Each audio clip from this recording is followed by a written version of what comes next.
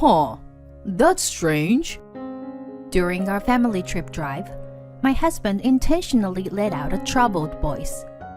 Something feels off in the back of the car. Jessica, can you go in and take a look? I didn't see any abnormalities with the car. But before I could argue, my mother-in-law, who was sitting in the back seat, interjected. You're his wife. Can't you listen what your husband says? Hurry up and go check the back. Reluctantly, I got out and went around to the back of the car. Even though I saw it, I couldn't solve any trouble that might arise. However, there was no lie in the car. And then, I'll get out too. My niece Molly said that and got out of the back seat. She's usually quiet, but for some reason, she's attached to me. She was the only source of solace in the family. Well, I guess I'll go check the car then.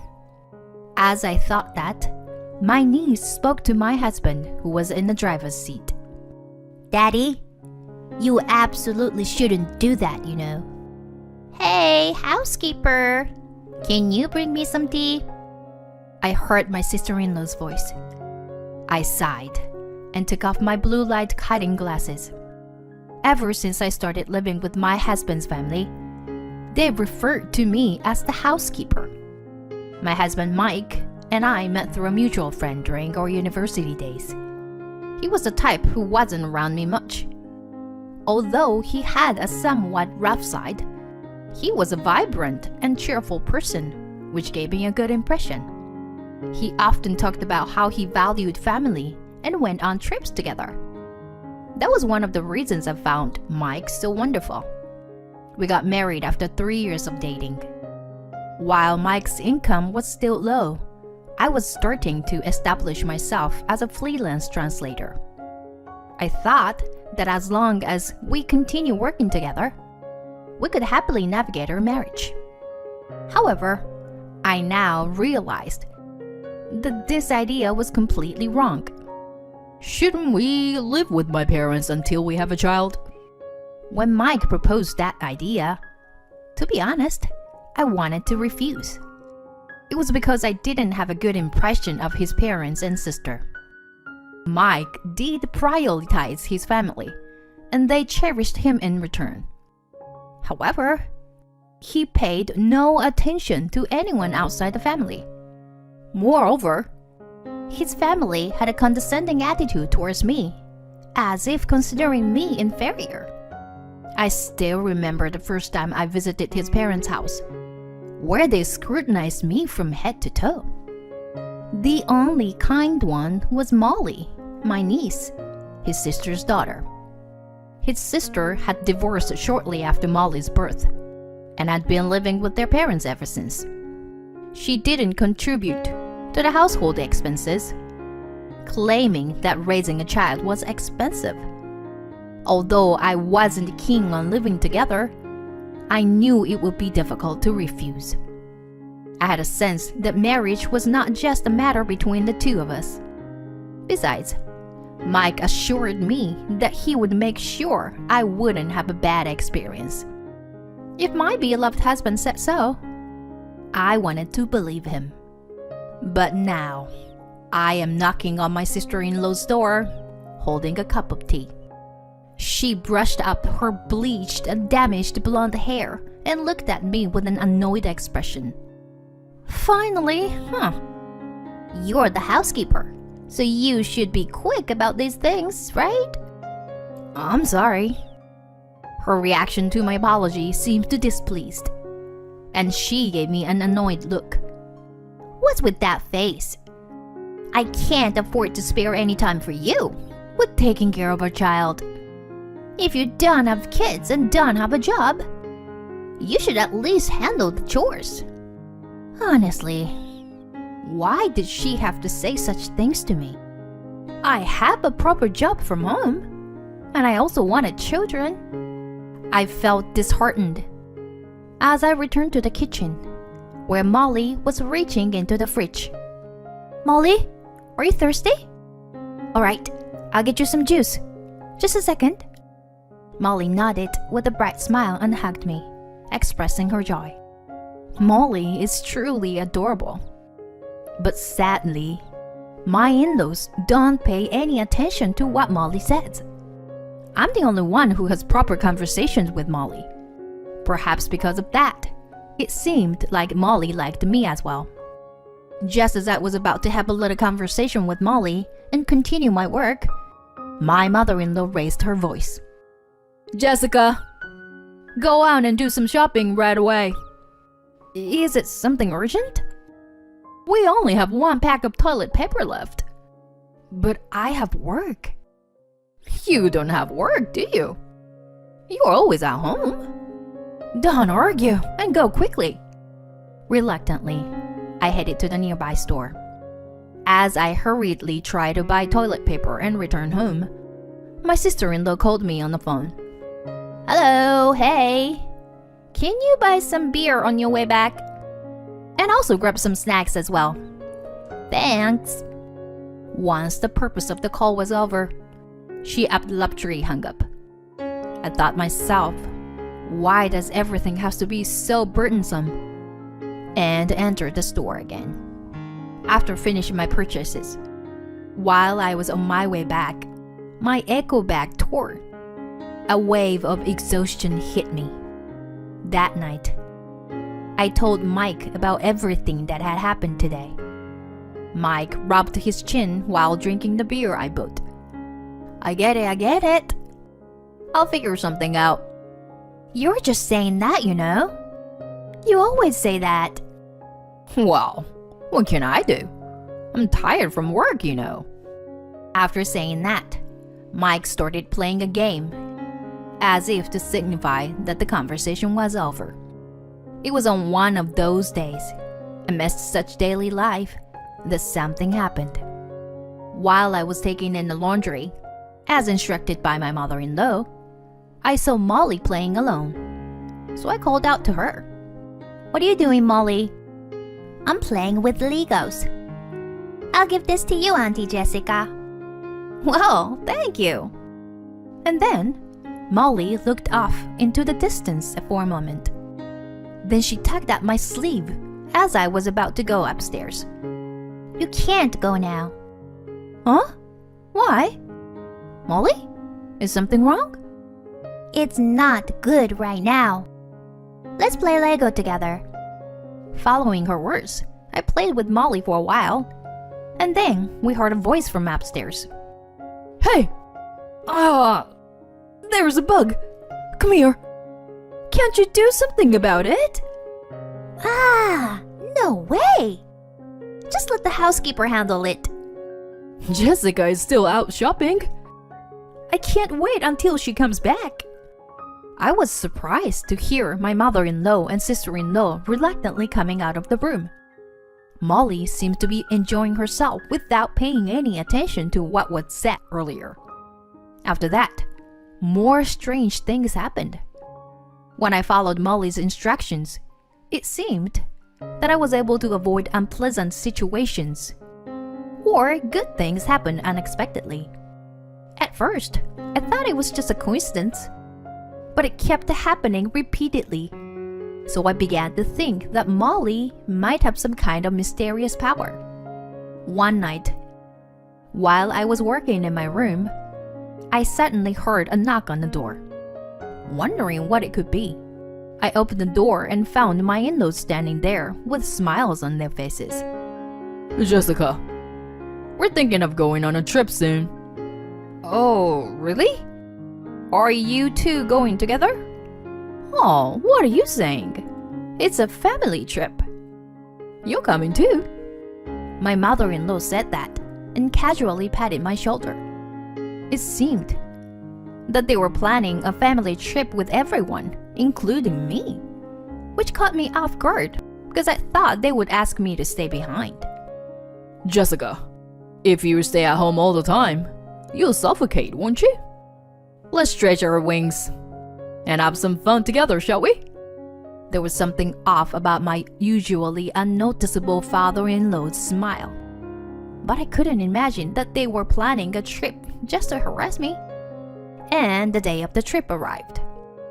When I opened the door of the minivan, which my sister-in-law said was hers, I was surprised.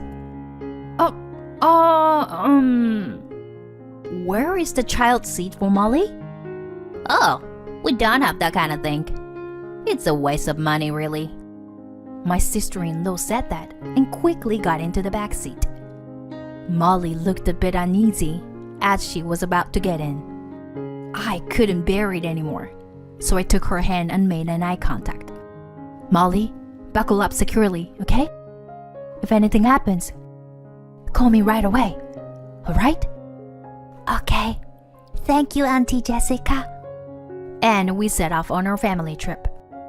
Mike was driving. I sat in the passenger seat, and the others sat in the back. Molly was sandwiched between my sister-in-law and father-in-law, looking out the window. It was a 3-hour drive from here. Mike was worried about the directions, so I ended up navigating with my phone while looking at the map.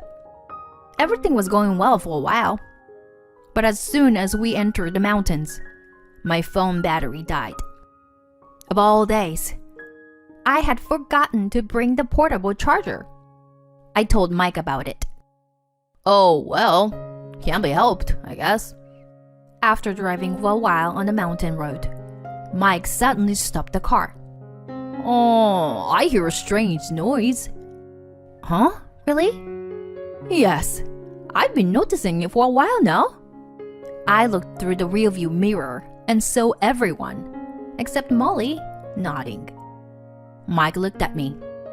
Jessica, can you go and take a look? Huh? But I don't know anything about cars. Upon hearing that, Mike became irritated and slammed the steering wheel. Just go and check, quickly. What if an accident happens? Are you ready to take a responsibility? Mike reproached me with an arrogant tone. Unable to retort, I placed my hand on the door, about to get out. In that moment, Molly suddenly started speaking. It's dangerous to go farther in the car. We shouldn't go by car. What? What are you saying? Suddenly. You're such a weird child. If you hate the car so much, then get out too.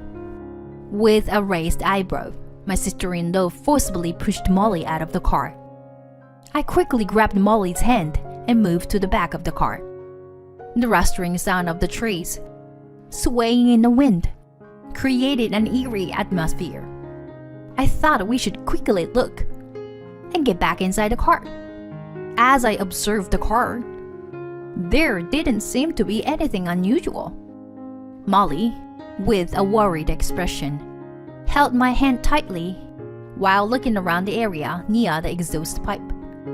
Then, we heard the sound of the engine starting. Huh? What?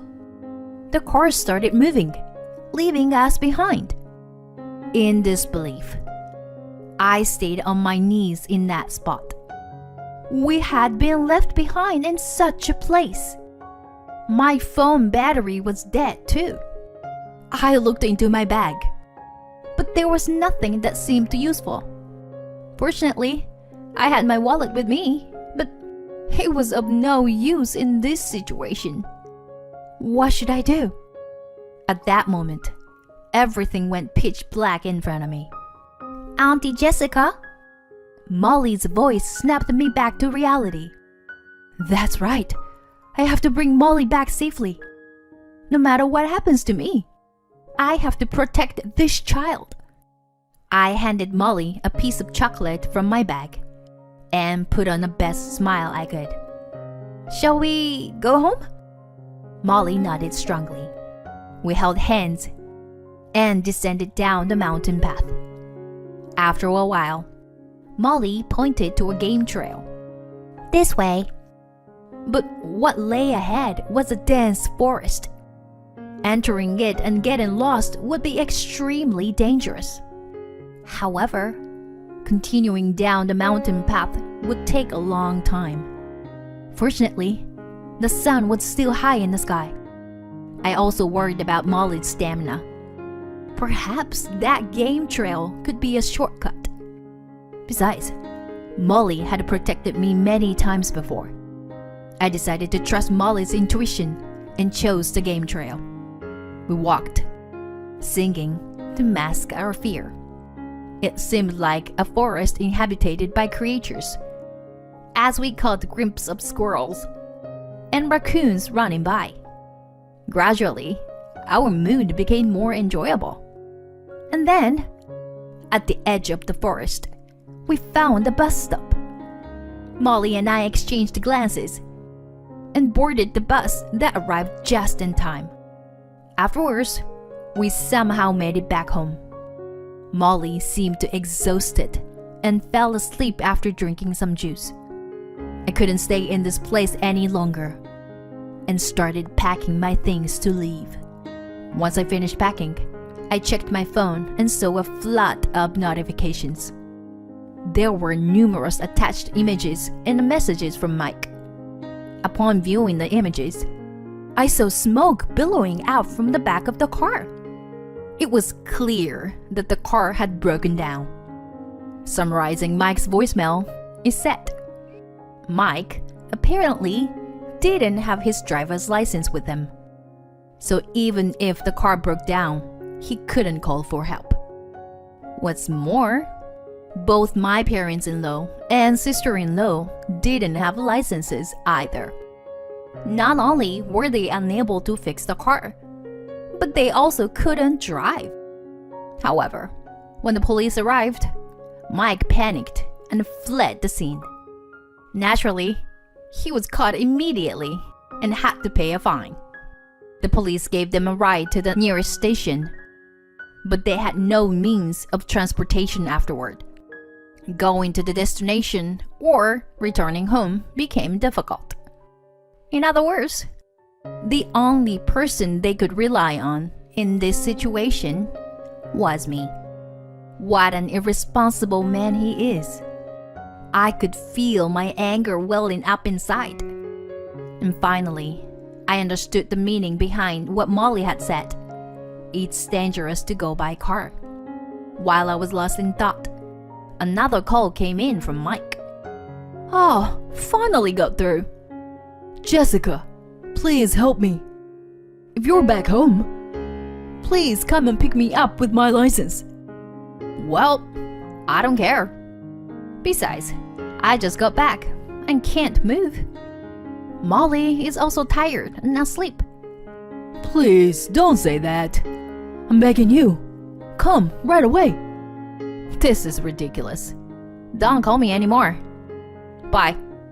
Without waiting for my husband's response, I hung up the phone and turned off my smartphone. Oh, Auntie Jessica, what's wrong? Oh, Molly, I'm sorry for waking you up. Shall we go out together? And so, I took Molly and headed to my parents' house. After discussing with my parents, we decided to hire a lawyer and proceed with the divorce. A few days later, when Mike and the others managed to come back on their own, I informed them about the divorce, and they agreed. It seems they were angry at me for not going to help them. At first, Mike resisted paying alimony, but when I presented evidence of his purchases using my credit card, he quickly changed his tune. It turned out Mike had been buying entertainment items like manga and figurines, thinking I wouldn't notice. The total sum amounted to around $30,000. Jessica, you regret this. Oh, really? Just a few days after uttering such words of defiance, Mike and my in-laws came crying to me. And that was only natural. After all, I had been contributing my own earnings to the household expenses at their place. There was no way Mike's income alone could cover their living expenses. I entered my in-laws' house after a long time, ready to have a discussion. Everyone was huddled together, avoiding eye contact with me. The only one who greeted me with a smile was Molly, who had been back at my in-laws' house. It seems you don't have any money. I'm sorry. I apologize for everything that happened. What are you talking about? First of all, you have an obligation to pay me alimony. Do you intend to ignore that as well? Well, if you can't pay, then there's no choice. I'll have to take things from the house and sell them. that's a bit... So, what can you do? Do you have any other suggestions? When I said that, everyone fell silent. I looked at Molly, and she nodded. In that case, please let me adopt Molly. If you agree to that, I will drop the alimony claim. What? Huh? My in-laws all had surprised expressions on their faces.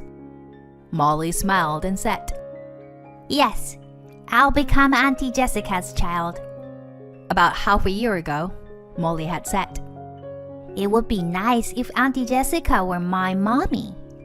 I had always wanted children, and I cherished Molly dearly. That's why I had talked to Molly about the possibility of her becoming my child. Molly immediately agreed to my proposal. And as the truth behind that incident, it turned out to be incredibly absurd and meaningless. It seemed that they had planned to leave me behind in the mountains after pretending to go on a family trip, all in an attempt to make me a more submissive wife.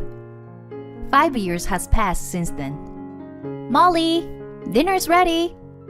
Okay, coming. It smells delicious. I'll get the plates ready. Mommy, this is so good. Really? It's a recipe one of my clients taught me recently. I was free from the stress and chores of my former in-laws and was making progress in my work. Molly's mysterious power still exists to this day. Sometimes she gives me advice regarding my work. And every time I follow her suggestions, things go well. But even if Molly's power were to disappear in the future, she would still be my beloved daughter. I reached out and gently stroked Molly's head. Hey, Molly, how about going on a trip with Mommy soon? Huh? A trip? Yeah, maybe next month or so. What do you think? Yeah, sure. As long as it's not by car. You're right. Maybe by plane. Molly and I exchanged smiles.